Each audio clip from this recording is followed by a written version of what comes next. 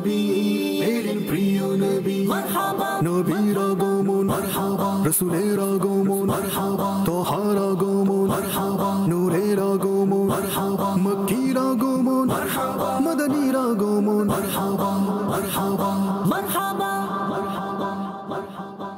আলহামদুলিল্লাহি রাব্বিল আলামিন والصلاة والسلام على خاتم النبيين أما بعد فأعوذ بالله من الشيطان الرجيم بسم الله الرحمن الرحيم الصلاة والسلام عليك يا رسول الله وعلى آلك وأصحابك يا حبيب الله الصلاة والسلام عليك يا نبي الله وعلى آلك وأصحابك يا نور الله فرمان خاتم النبيين صلى الله عليه وآله وسلم হে লোকেরা নিঃসন্দেহে কিয়ামতের দিন এর ভয়াবহতা ও হিসাব নিকাশ থেকে দ্রুত নাজাতপ্রাপ্ত ব্যক্তি সেই হবে তোমাদের মধ্যে যে দুনিয়ায় আমার প্রতি অধিক হারে দুরূদ শরীফ পাঠ করেছে।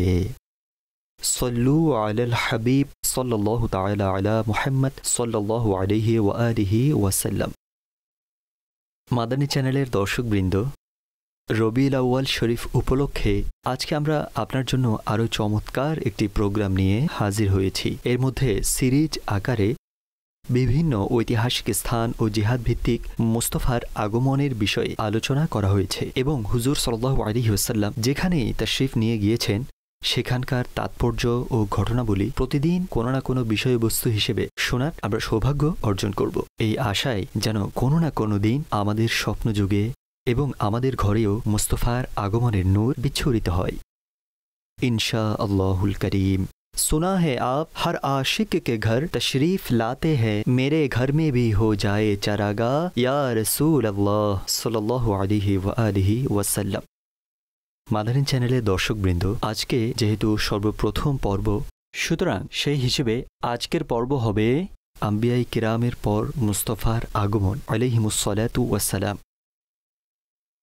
অর্থাৎ খাতামুন নবিয়্যিন সাল্লাল্লাহু আলাইহি ওয়া আলিহি ওয়াসাল্লামের সৃষ্টি নিশ্চয়ই সবার আগে হয়েছে।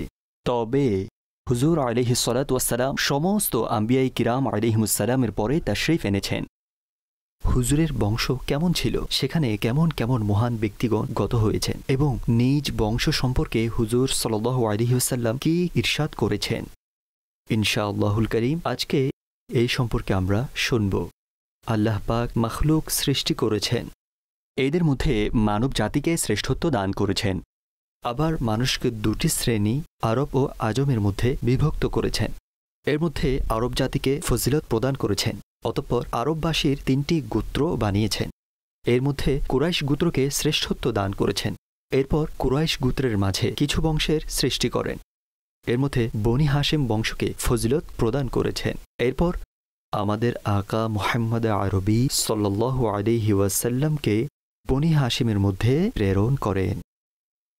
খাতামুন নবিয়্যিন সাল্লাল্লাহু আলাইহি ওয়াসাল্লাম ইরশাদ করেন, আল্লাহ পাক মখলুক সৃষ্টি করেন এবং সে মখলুকের মধ্যে শ্রেষ্ঠ বানিয়েছেন।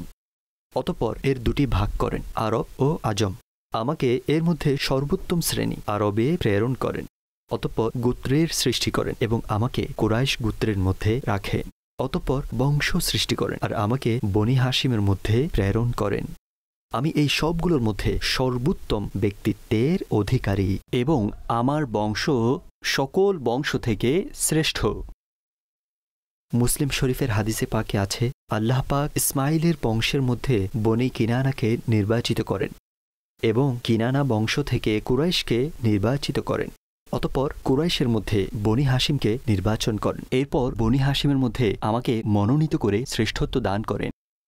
হযরত জিবরাইল আলাইহিসসালাম বারগাহে রিসালতে আরজ করলেন, সারা পৃথিবীর দিকসমূহ এবং কোনায় কোনায় প্রদক্ষিণ করেছি, কিন্তু না তো আপনি সাল্লাল্লাহু আলাইহি ওয়াসাল্লামের চেয়ে উত্তম কাউকে পেয়েছি এবং না আমি বনি হাশিমের চেয়ে উত্তম কোনো ঘর দেখেছি। আল্লামা আব্দুর রউফ মুনাব্বি রাহমাতুল্লাহি তাআলা আলাইহি বর্ণনা করেন, খাতামুন নবিয়্যিন সাল্লাল্লাহু আলাইহি ওয়াসাল্লাম নিজের মূল তথা পিতামাতার দিক থেকেও সবচেয়ে উত্তম, কেননা হুজুর সাল্লাল্লাহু আলাইহি ওয়াসাল্লাম বংশানুক্রমে পবিত্র ঔরস ও গর্ভাশয়ে বিবাহের মাধ্যমে স্থানান্তরিত হয়ে এসেছেন। অবশেষে হযরত আব্দুল্লাহ রাদিয়াল্লাহু তাআলা আনহুর ঔরসে হলেন। খাতামুন নবিয়্যিন সাল্লাল্লাহু আলাইহি ওয়া আলিহি ওয়াসাল্লামের পূর্বপুরুষগণ আল্লাহ পাকের একত্ববাদের স্বীকারকারী ছিলেন, কেয়ামত ও হিসাব নিকাশের উপর ঈমান রাখতেন এবং দ্বীনে ইব্রাহিমের আহকামসমূহ মান্য করতেন। খতামুন নবিয়্যিন সাল্লাল্লাহু আলাইহি ওয়াসাল্লাম ইরশাদ করেন, আমি পবিত্র ওরস থেকে পবিত্রতম গর্ভাশয়ে স্থানান্তরিত হয়ে এসেছি।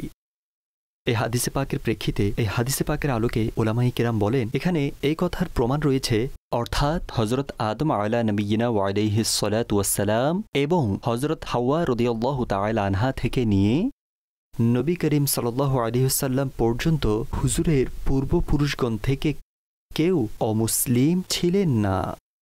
কেননা অমুসলিমকে পবিত্র বলা যেতে পারে না। মাদানী চ্যানেলের দর্শকবৃন্দ, খতামুন নবিয়্যিন সাল্লাল্লাহু আলাইহি ওয়াসাল্লাম নিজের বংশধারা নিজেই বর্ণনা করেছেন, কিন্তু হুজুর সাল্লাল্লাহু আলাইহি ওয়াসাল্লাম নিজের বংশের আলোচনা করলে তখন হযরত আদনান পর্যন্ত বয়ান করতেন। সকল মুহাদ্দিসিন, সিরত বিশারদগণ, বংশতত্ত্ববিদ আলেমগণ হযরত আদনান পর্যন্ত বংশের উপর একমত পোষণ করেন।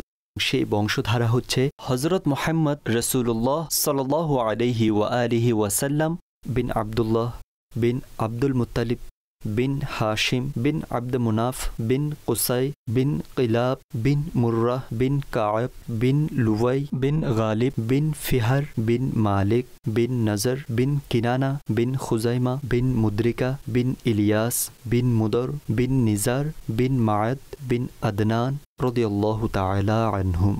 আসুন এনাদের মধ্যে প্রত্যেকের সংক্ষিপ্ত আলোচনা শুনি। হযরত আদনান রাদিয়াল্লাহু তাআলা আনহু হযরত ইসমাঈল আলাইহিস সালামের বংশধর থেকে আরবের সম্মানিত ব্যক্তি। তিনি রাহমাতুল্লাহি তাআলা আলাইহি আরবের সম্মানিত সরদার ছিলেন। তিনি প্রথম ব্যক্তি যিনি বাইতুল্লাহ শরীফে গিলাফ চড়ান, সেটা চামড়ার ছিল। রাসূল পাক সাল্লাল্লাহু তাআলা আলাইহি ওয়া আলিহি ওয়াসাল্লাম ইনার আলোচনা সম্মান ও আদবের সহিত করার হুকুম ইরশাদ করেছেন, কারণ তিনি দ্বীনে ইব্রাহিমের উপর ছিলেন। হযরত মাআদ রাদিয়াল্লাহু তাআলা আনহু, তিনি হযরত আদনান রাদিয়াল্লাহু তাআলা আনহুর সাহেবজাদা। মাআদ এর অর্থ হচ্ছে প্রস্তুত ও তৈরি থাকা। ওনার এই নাম এই জন্য রাখা হয়েছিল কারণ তিনি সর্বদা দুশমনদের সাথে লড়াই করতে প্রস্তুত থাকতেন এবং প্রত্যেক যুদ্ধেই সফল হতেন। যেহেতু তিনি রাহমাতুল্লাহি তাআলা আলাইহির কপালে নূরে মুস্তাফা দীপ্তিমান ছিল। হযরত নিজার রাদিয়াল্লাহু তাআলা আনহু, তিনি রূপ, লাবণ্য, জ্ঞান ও বিচক্ষণতায় ওনার সময়কালের সমস্ত মানুষের মধ্যে শ্রেষ্ঠত্ব রাখতেন। যখন কোনো বাদশার দরবারে যেতেন তখন বাদশাহ ওনার অনেক সম্মান করতেন এবং খুব আদবের সহিত আচরণ করতেন। হযরতে মুদর রাদিয়াল্লাহু তাআলা আনহুর নাম, ওনার নাম ছিল আমর। তিনি নিজের রূপ লাবণ্যের মাধ্যমে তিনি মানুষের অন্তরগুলোকে বিমোহিত করে ফেলতেন। যারাই তিনি রাদিয়াল্লাহু তাআলা আনহুকে দেখত তারা অনুরাগী হয়ে যেত, যেহেতু ওনার মোবারক চেহারায় নূরে মুস্তাফার বিকিরণ দৃশ্যমান ছিল। তিনি খুবই চমৎকার জ্ঞানগর্ভ আলোচনাকারী, লাহানে দাউদি সুরেলা কণ্ঠের অধিকারী এবং সর্বস্তরে প্রিয় ছিলেন। তিনি রাহমাতুল্লাহি তাআলা আলাইহি উটগুলোকে দ্রুত চালানোর জন্য বিশেষ মৌখিক গানের প্রচলন করেন। হযরত ইলিয়াস রাদিয়াল্লাহু তাআলা আনহু, ওনার নাম হাবিব এবং উপনাম আবু আমর। ওনার উপাধি ইলিয়াস। ওনার বাহাদুরি, অবিচলতা এবং যুদ্ধে অগ্রগামী মনোভাবের জন্য ইলিয়াস বলা হতো। তিনি ওনার পূর্বপুরুষগণের মতো অপূর্ব জ্ঞান ও বিচক্ষণতার অধিকারী, খুব জনপ্রিয় ব্যক্তি এবং সমাজের সরদার ছিলেন। তিনি রাহমাতুল্লাহি তাআলা আলাইহি যখন যুবক হলেন তখন সমাজের মধ্যে বিচরণকারী অপকর্মসমূহকে নিঃশেষ করে দেওয়ার চেষ্টায় মশগুল হয়ে গেলেন। তিনি মানুষকে হযরত ইসমাঈল আলাইহিস সালামের সুন্নাতের উপর আমল করার উৎসাহ প্রদান করতেন। হযরত মুদ্রিকা রাদিয়াল্লাহু তাআলা আনহু, ওনার আসল নাম ছিল আমর। মুদ্রিকার অর্থ হচ্ছে বস্তুসমূহকে চিনতে পারা এবং অর্জন করে নেওয়া। ওনাকে মুদ্রিকা বলার কারণ ছিল এই যে ওনার মধ্যে নূরে মুস্তাফা স্পষ্ট প্রকাশ্য ছিল। এর বরকতে তিনি স্বযুগের সমস্ত সম্মান ও মর্যাদা অর্জন করেছিলেন। হযরত খুজাইমা রাদিয়াল্লাহু তাআলা আনহু, ওনাকে এই জন্য খুজাইমা বলা হতো কারণ ওনার মাঝে ওনার পূর্বপুরুষগণের পক্ষ থেকে নূরে মুস্তফা এসে একীভূত হয়ে গিয়েছিল। তিনি অপূর্ব সৌন্দর্যের অধিকারী, সচ্চরিত্রের ধারক এবং উৎকৃষ্ট গুণাবলীর সুউচ্চ স্থানে অধিষ্ঠিত ছিলেন। মানুষের প্রতি অত্যাধিক পরিমাণ অনুগ্রহ করতেন, অর্থাৎ যার হিসেব করা যাবে না। ওনার ইন্তেকাল দিনে ইব্রাহিমের উপরেই হয়েছে। হজরত কিনানা রাদিয়াল্লাহু তাআলা আনহু। হজরত কিনানা কওমের প্রধানতম ও সর্দার ছিলেন। কিনানা অর্থ হচ্ছে তুন। যেমনিভাবে তুন সমস্ত তীরকে নিজের মধ্যে নিয়ে নেয়, অনুরূপভাবে তিনি ওনার গোত্রকে নিজের দয়া ও বদান্যতা এবং দানশীলতার মাধ্যমে আপন অনুগ্রহের চাদরে জড়িয়ে নিতেন। তিনি যখন বৃদ্ধ হলেন তখন আরববাসী ওনার ইলম ও ফজিলতের কারণে দূর দূরান্ত থেকে জিয়ারত করতে আসতেন এবং তিনি রহমতুল্লাহি তাআলা আলাইহি মানুষকে নেকি, ইহসান, সচ্চরিত্রের ধারক বাহক হওয়ার উপদেশ ও ওসিয়ত করতেন এবং সুসংবাদ শোনাতেন যে আল্লাহ পাকের প্রিয় নবী আহমদ সাল্লাল্লাহু আলাইহি ওয়া আলিহি ওয়াসাল্লাম তাশরিফ নিয়ে আসবেন। যখন তিনি আসবেন তখন ওনার উপর ঈমান আনবেন এবং ওনার আনুগত্য করবে। যদি তোমরা এমনটি করো তাহলে এর দ্বারা তোমাদের ইজ্জত ও মর্যাদা উত্তরোত্তর বৃদ্ধি পাবে। হজরত নজর রাদিয়াল্লাহু তাআলা আনহু, ওনার নাম ছিল কায়েস, কিন্তু ওনার চেহারার সতেজতা এবং সৌন্দর্যের কারণে তিনি নজর উপাধিতে প্রসিদ্ধ হয়ে যান। তিনি মানুষের সাহায্য ও কল্যাণকামিতার আগ্রহে সর্বদা সচেষ্ট থাকতেন। হজরত নজর রাদিয়াল্লাহু তাআলা আনহু মানুষের কাছে তাদের প্রয়োজন জিজ্ঞেস করতেন, হাজিদের প্রয়োজন সম্পর্কে খোঁজ খবর নিতেন, সেই অভাব দূর করার প্রচেষ্টা এবং তাদের খিদমতে সদা প্রস্তুত থাকতেন। হজরত মালিক রাদিয়াল্লাহু তাআলা আনহু, ওনার গণনা আরববাসীর বড় বড় সর্দারদের মাঝে হতো এবং ওনার উপাধি ছিল আবুল হারিস।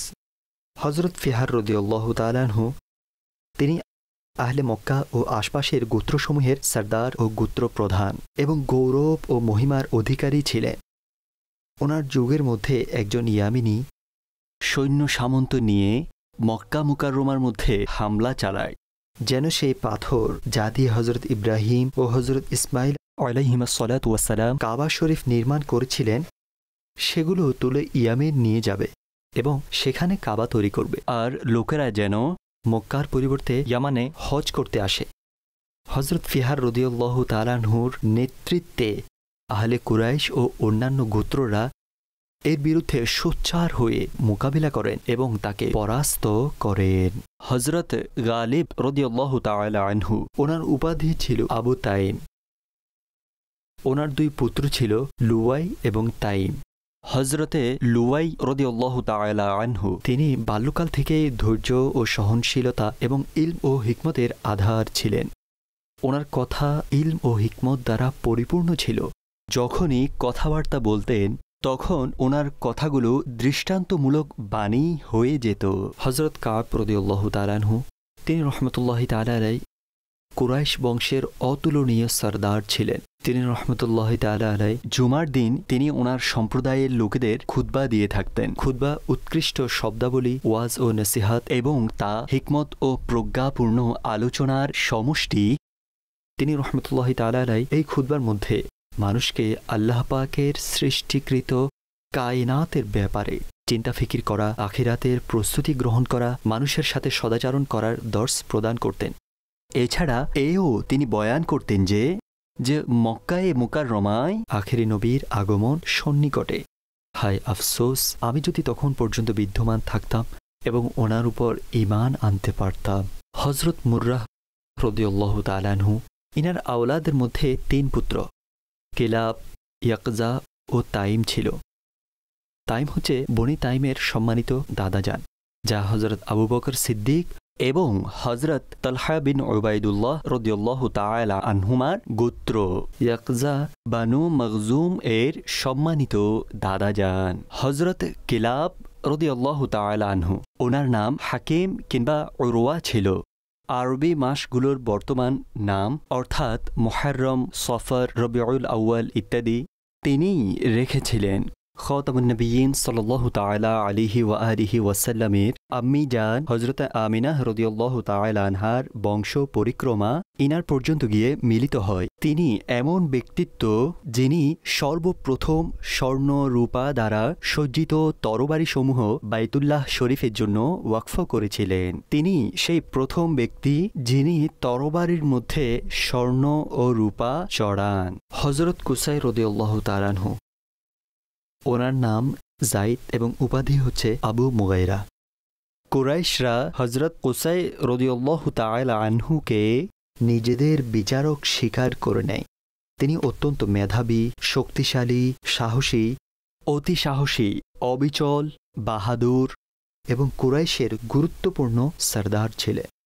তিনি গোটা আরববাসীর সৌন্দর্য। ওনার ফয়সালা উৎকৃষ্ট এবং বাণীসমূহ হক ছিল। তিনি দানশীলতায় সমৃদ্ধ এবং পুত পবিত্র। ওনার কার্যক্রমে কুরাইশরা গর্ববোধ করত। তিনি সেই প্রথম ব্যক্তি যিনি হাজিদের কল্যাণের জন্য মুজদালিফার মধ্যে আলোর প্রয়োজনে আগুন জ্বালিয়েছেন। হযরত আব্দ মুনাফ রাদিয়াল্লাহু তাআলা আনহু, তিনি রহমতুল্লাহি তাআলা আলাইহির নাম মুগীরা ছিল। তিনি রহমতুল্লাহি তাআলা আলাইহি অপূর্ব সৌন্দর্যের অধিকারী। জ্ঞান ও প্রজ্ঞায় ওনার যুগে তিনি অতুলনীয় ছিলেন। তিনি রহমতুল্লাহি তাআলা আলাইহিকে কুরাইশের মগজ ও গৌরব বলা হতো। তিনি রহমতুল্লাহি তাআলা আলাইহিকে আব্দ মুনাফ বলার কারণ ছিল এই যে সেকালের মানুষের মাঝে তিনি নিজের আখলাক ও গুণাবলীর কারণে সম্মানিত ও মর্যাদাবান ছিলেন। রাসূল করিম সাল্লাল্লাহু আলাইহি ওয়াসাল্লামের নূর তিনি রহমতুল্লাহি তাআলা আলাইহির চেহারায় উদ্ভাসিত ছিল। ওনার হাতে নিজার এর পতাকা এবং হযরত ইসমাইল আলাইহিস সালামের বিশেষত্ব ছিল। তিনি রহমতুল্লাহি তাআলা আলাইহি মূর্তিগুলোকে ঘৃণা করতেন। হযরত হাশিম রাদিয়াল্লাহু তাআলা আনহু, হযরত হাশিমের নাম আমর কিংবা ওমর ছিল, কিন্তু উচ্চ মর্যাদার কারণে ওনাকে কমরুল উলা বলা হতো। তিনি ওনার বিশেষত্ব এবং গুণাবলীর কারণে কুরাইশ বংশের সরদার হিসেবে ভূষিত হন। তিনি সম্পদশালী এবং বড় মানের দানশীল ছিলেন। মুসাফিরদেরকে বাহন দিতেন, মানুষের আর্থিক প্রয়োজন নিজের পকেট থেকে পূরণ করতেন, তাদেরকে আশ্রয় দিতেন, ক্ষুধার্তদেরকে আহার করাতেন। সৌন্দর্যের অধিকারী এবং জ্ঞান ও প্রজ্ঞার দ্বার ছিলেন। ওনার দানশীলতা দৃষ্টান্তমূলক ছিল। তিনি রাদিয়াল্লাহু তাআলা আনহুর চেহারায় খাতামুন নবিয়্যিন সাল্লাল্লাহু আলাইহি ওয়াসাল্লামের নূর ছিল। যারাই ওনাকে দেখতেন তিনি তাদের পছন্দের কেন্দ্রবিন্দু হয়ে যেতেন। কায়সার ওনার গুণাবলী ইনজিলের মধ্যে পড়েছিল, এই জন্য ওনার কন্যার সাথে বিবাহের প্রস্তাব প্রেরণ করেন, কিন্তু তিনি রাদিয়াল্লাহু তাআলা আনহু অস্বীকৃতি জানান। হযরত আব্দুল মুত্তালিব রাদিয়াল্লাহু তাআলা আনহু, ওনার মাথায় কিছু সাদা চুল ছিল, এই জন্য নাম শাইবাতুল হামদ, অর্থাৎ এমন বৃদ্ধ যার বিজ্ঞতা ও মহত্বের প্রশংসা করা হয়েছে, রাখা হয়। ওনার উপনাম আবুল হারিস ও আবুল বাতহা। হযরত আব্দুল মুত্তালিব রাদিয়াল্লাহু তাআলা আনহু দীর্ঘকায় দেহের অধিকারী, অনেক সুন্দর, শক্তিশালী ও মজবুত দেহের অধিকারী, ভাবগম্ভীর ও সহনশীল, অত্যন্ত দানশীল এবং ওই সমস্ত অপকর্ম থেকে পবিত্র ছিলেন যা পুরুষদের নষ্টের কারণ হয়ে থাকে। তিনি রাদিয়াল্লাহু তাআলা আনহুর চেহারা থেকে নূরের কিরণ বিচ্ছুরিত হতো। চেহারার আকার আকৃতি থেকে বরকতের চিহ্ন, দেহ থেকে মুশকের ঘ্রাণ বের হতো এবং ওনার দোয়া কবুল হতো। হযরত আব্দুল্লাহ রাদিয়াল্লাহু তাআলা আনহু, তিনি রাদিয়াল্লাহু তাআলা আনহু ওনার ভাইদের মধ্যে সর্বকনিষ্ঠ, আল্লাহর প্রিয়, রূপ লাবণ্য, সৎ চরিত্র, অত্যন্ত লজ্জাশীল ছিলেন। হযরত আব্দুল্লাহ রাদিয়াল্লাহু তাআলা আনহু উজ্জ্বল দীপ্তিমান চেহারার অধিকারী, মক্কার সর্বাধিক সুন্দর যুবক ছিলেন। কিছু মহিলাদের পক্ষ থেকে সমস্যা এসেছিল, কিন্তু তিনি রাদিয়াল্লাহু তাআলা আনহু ওনার ধার্মিকতা ও আভিজাত্যের সুরক্ষায় সফল হয়েছেন।